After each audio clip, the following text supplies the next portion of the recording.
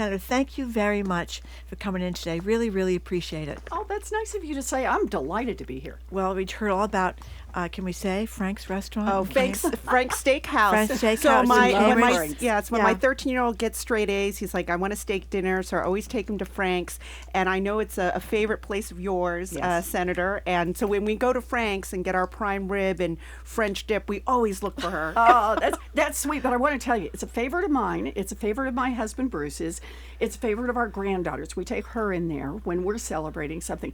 But most of all, it is a favorite of Bailey's. It allows Your dog. dog. It allows dogs. No, but when we get you get home, the he does leftovers. that. Exactly. The leftovers. He meets us at the door. I swear to you, he can tell there are leftovers in the car as we drive I up. love that. You got to keep yeah. the dog happy yeah. first and foremost. First and foremost. First and foremost. Yeah, my dog loves steak too, but she's got it. As she gets older, her stomach can't take the steak anymore.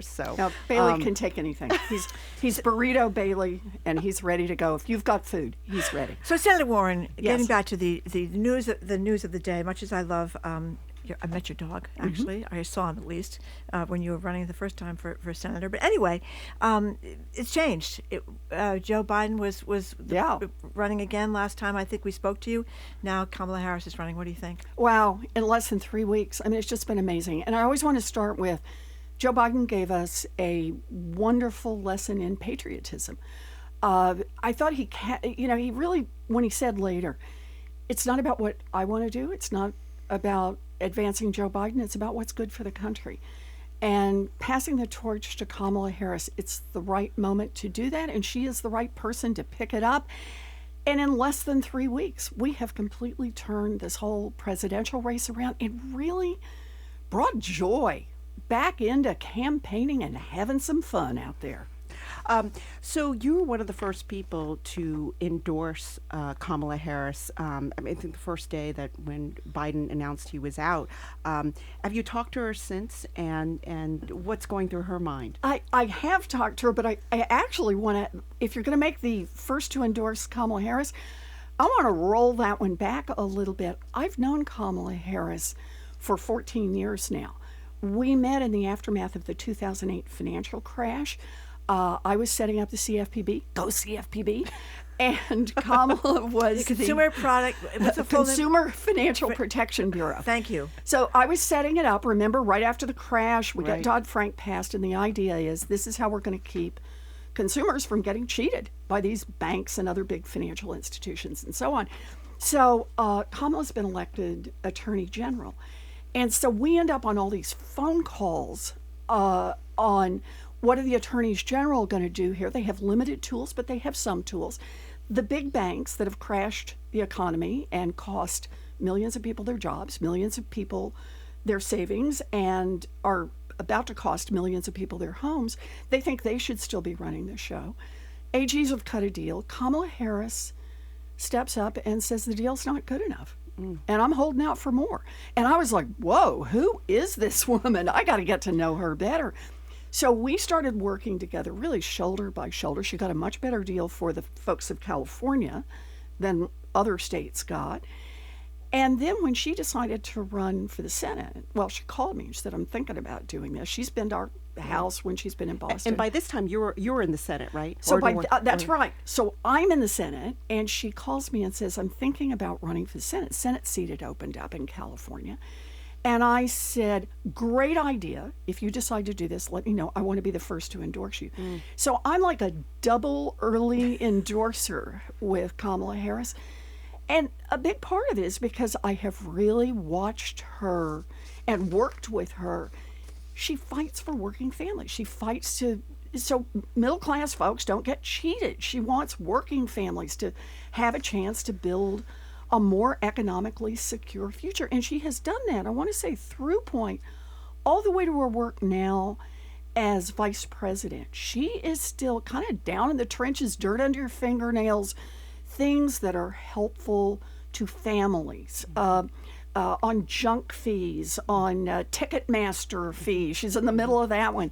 On canceling out medical debt for veterans that they really didn't owe. It's not a big headline, but it is the right kind of work, and I think it says a lot about who she is and what kind of president she'll And be. so you've talked to her since she's been running for president. So what's going through her mind? Look, I don't ever want to say what's going through somebody else's mind, but I gotta say, you can see the joy in her face. She is just, her face lights up. She's excited. We have an opportunity here, not just to beat back Donald Trump, which, believe me, is worth a fight all by itself, but a real opportunity to start building forward the things we can do together, the investments we can make. Can I just say, universal child care, more investment in housing, things we need to do going forward. Well, there's been a lot of excitement, too, about Tim Walz, the governor of Minnesota, running as vice president. But I read a story about, speaking of bank crises, after the Silicon Valley Bank crisis in 2023, when you were trying to craft a bill to claw back these bonuses that a lot of these big bank executives had awarded to themselves, these failed bank executives awarded themselves. And you had teamed up at the time, at least for a while, with J.D. Vance. He's been all over the map. He hated Trump. Now he loves Trump. Trump was Hitler. Now he's not. So I don't know how sincere he was, but there's a populist streak to J.D. Vance. So tell us about how you, at least briefly, worked together to try to claw back this money from these failed banks. So you have the right setup, and that is, remember, just a year ago last spring, these banks had crashed, and we were looking at the time, you will remember this, Shirley. Yes, we I were do. looking at the time that it might be the start of a domino effect here. And once again, what had happened? These executives had taken on a lot of risk, loaded these banks up, and then rewarded themselves handsomely. And now that the banks had failed, just planned to keep their millions and millions and millions of dollars and tiptoe away. And I just thought, this is wrong. This is so wrong. So I said, this is the moment. Sometimes if you want to get legislation through, you just watch for the moment. I said, this is the moment. I'd already had some work on this. We're going to do a clawback. So I'm looking for anybody who will help us make that happen. And I'm on the phone. I'm calling Democrats. I'm trying some Republicans on this. And I see that J.D. Vance has given an interview in which he says, this is terrible what these guys have done. And in fact, some of them ought to go to jail. And I thought, whoa, that looks promising. My kind of politician. Well, so I called him. And he said, well, come on over and let's talk about it. So we sat down and we talked about it. I laid out the plan for this bill. Had some other Republicans. I always want to be clear on this. We had Josh Hawley on this, which is kind of a surprise too. Had other Republicans in on this. And they agreed, signed on. There's kind of some back and forth. And we got the thing ultimately all the way through the Senate Banking Committee. So it now stands on the precipice to vote on the floor of the Senate. We have not gotten a Senate floor vote. And of course, part of the reason is the Republicans in the House don't want to do this. So not much chance we get it through this year. But it matters when you get one of these bills and get people signed on, because it's like climbing a mountain. You at least made it that high on that bill, and you hold them to it going forward. But what do you make of that, though? You don't think of Donald Trump certainly as an anti-corporate guy, giving his tax breaks to corporations, et cetera. But did you think that this was a sincere thing in Vance's? I mean, there is a certain popular streak in him and Josh Hawley, this anti-corporate kind of thing. So what'd you make of it? So look, there are these places where you find odd intersections. And my job in Congress is to try to get things through when I can, to look for those places that intersect. And I do want to say here, let's not be fooled. This does not make him someone who is progressive or populist overall. This is the guy who not only wants nationwide abortion ban, he wants no exception for rape or incest. This is the guy who thinks that child care is something that normal people don't use. I mean, we could just kind of go through the list. He wants tax breaks for the giant corporations, and it'll be paid for, read Project 2025, by middle-class families who will see a tax increase. So I don't want to overstate here, and I also want to put it in context.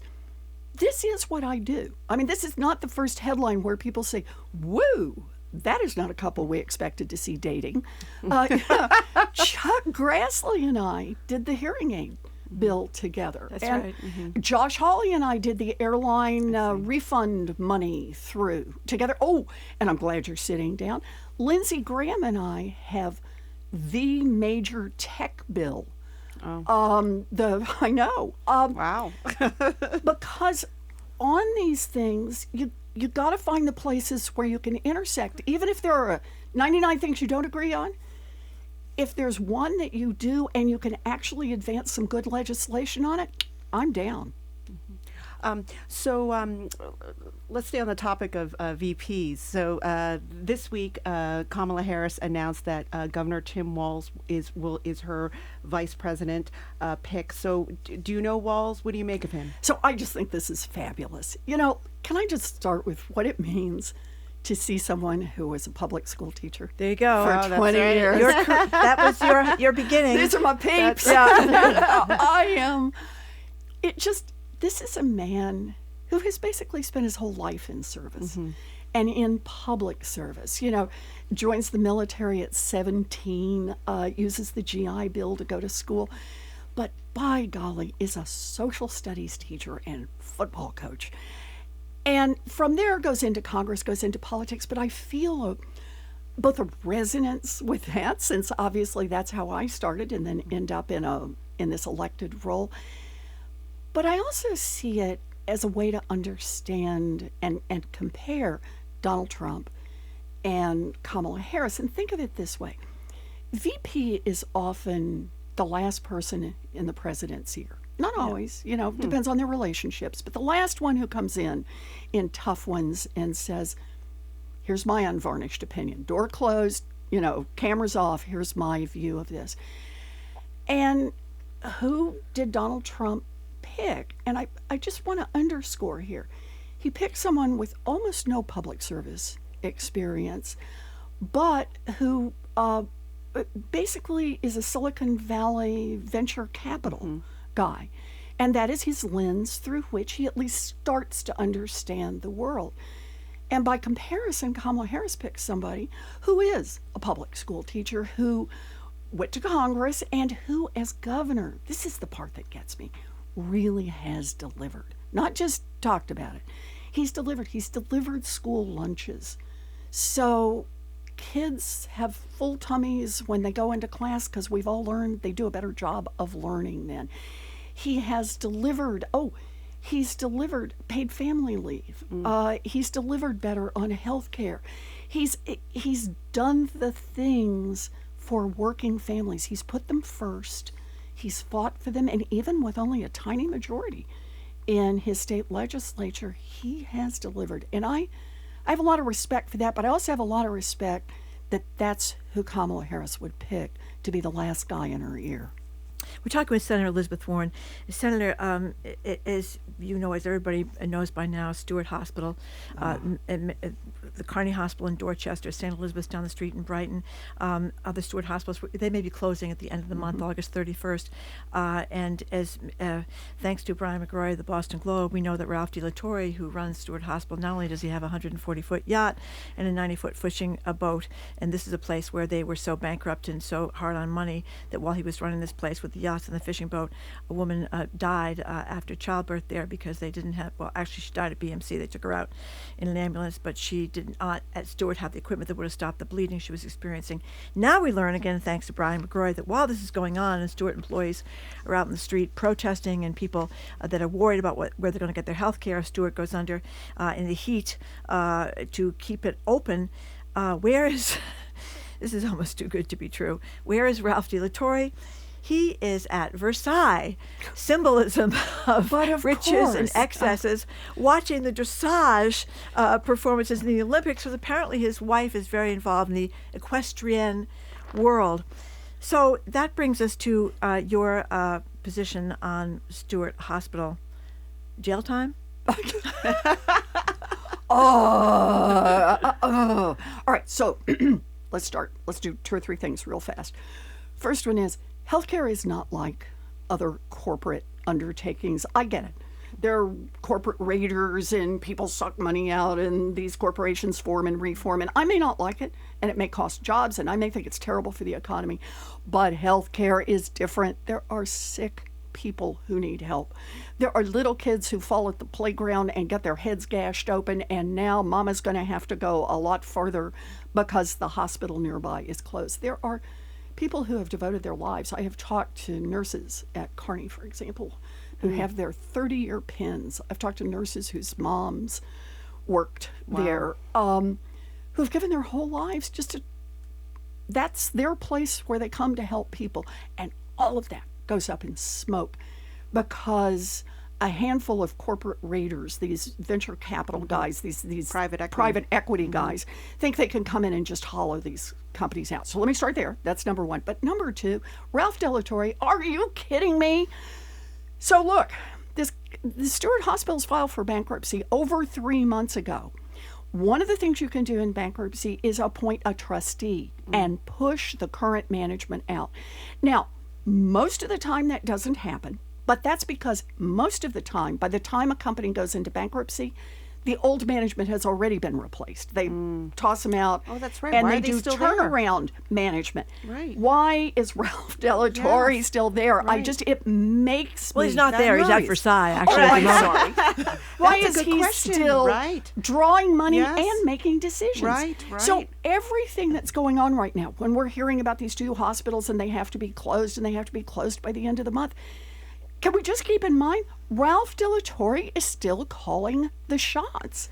He is the one who's handing out the information to say, oh, here are the term sheets and here's all the info for anyone who might come in and bid. And I don't know what other deals he's made to feather the nest of Ralph Delatorre. So is there anything government can do? I know some elected officials are talking about can the hospitals can they be taken by eminent domain? So the place right now that I believe we should start, and I've been shouting this one, is get a trustee named. Get Ralph Delatorre removed.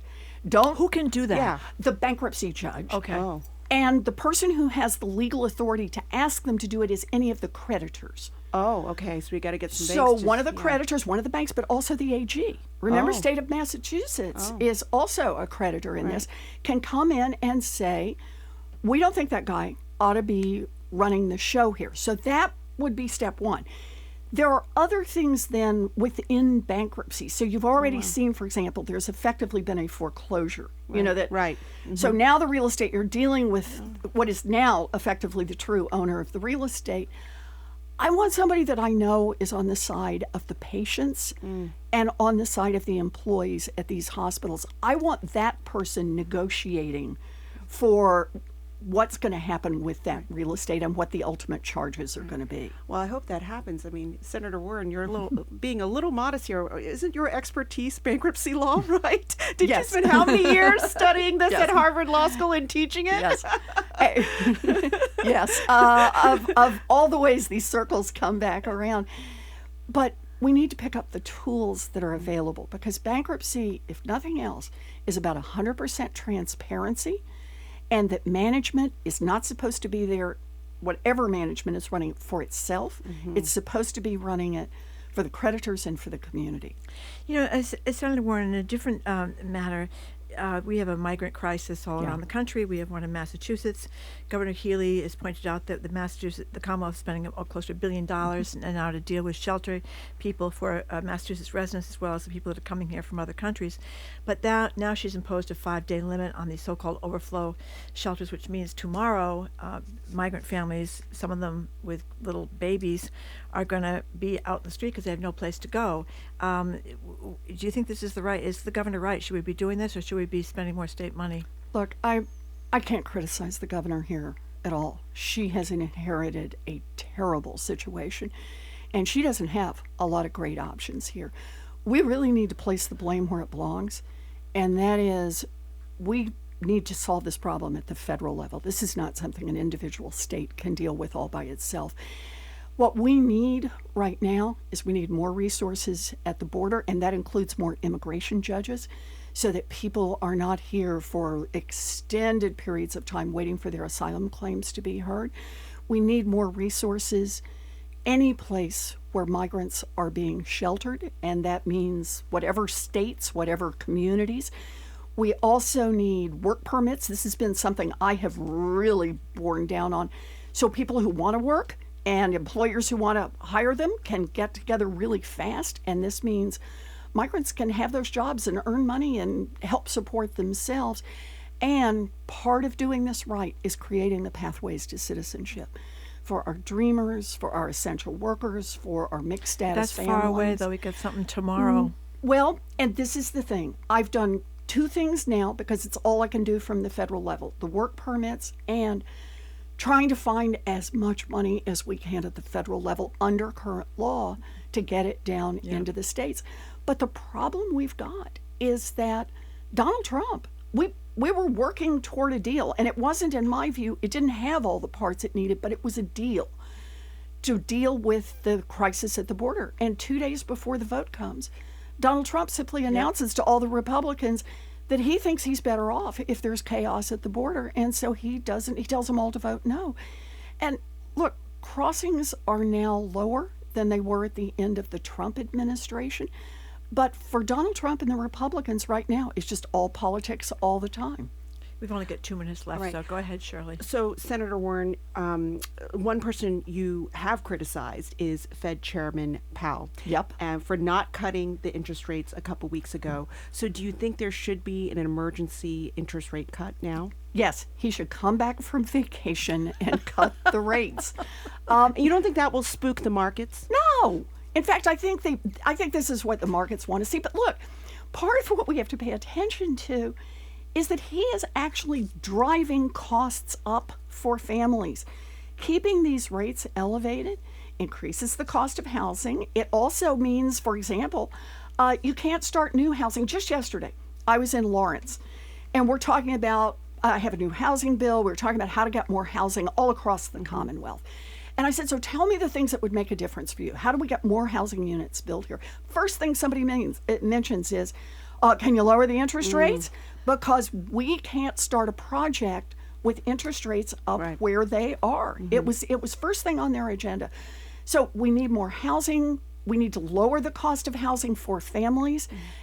The one tool he's got to do that is to lower those interest rates. So how much should he cut it if we did an emergency cut? You know, I'll just take a cut right now. I'm just take a cut. You know, and get us started on the cut side of this, because that'll have an effect on prices overall. Because you start to price in, okay, these guys are not just hard over on, you know, his boots are in cement, and no matter what, I'm not cutting interest rates until we reach some magical inflation number, which he himself is keeping higher because of the higher rates. You know, I know you got to go, but speaking about Jerome Powell coming back from vacation, maybe our legislature should come back from vacation too. And Massachusetts maybe pass an economic development bill or some climate changes. Do you think the legislature should reconvene to deal with the things they didn't take care of? Let me say there is a lot of good work that could be done. Yeah. And can I loop it back to something earlier in the conversation? Sure. Yeah. Ralph Delatorre. Yeah. Part of the reason that this catastrophe at Steward happened is because we just don't have good enough laws to prevent it. That problem should have been stopped in its tracks a decade ago. The legislature could have dealt with this too, overseeing the hospitals. They didn't.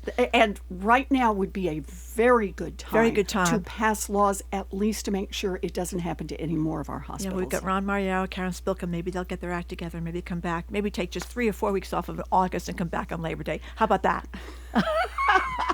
Everybody goes back to work. Powell, the legislature, I love it. So we've been speaking with Massachusetts Senator Elizabeth Warren. It's so great to see you. Maybe I'll see you at Frank's next time. I hope so. All right. I'm all excited about Frank's. You got to check it out. Thank you for the nice tip. baked potato with salad on the side. You know, the Irish, we know Prime nothing rib, more than French baked potatoes. dip, the whole thing. It's good. It's good.